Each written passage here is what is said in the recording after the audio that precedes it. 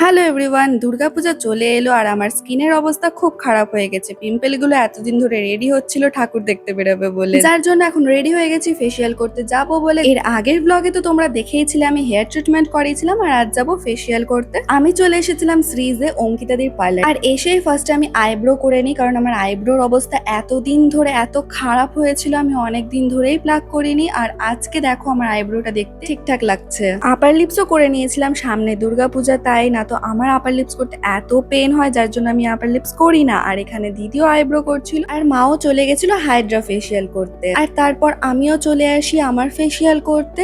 আর এখানকার একটা জিনিস না বললেই না, এত সুন্দর এনভায়রনমেন্ট ছিল, এত শান্তি লাগছিল, পুরো রিল্যাক্স হয়ে আমি পুরো ফেসিয়ালটা করি। হ্যাঁ, তোমরা অনেকেই বলছিলে এর আগের ব্লগগুলো দেখে আমাকে যে আর কত কিছু আমার করতে বাকি আছে। দেখো, একটাই জীবন, এই জীবনে যত করি তত কম লাগবে।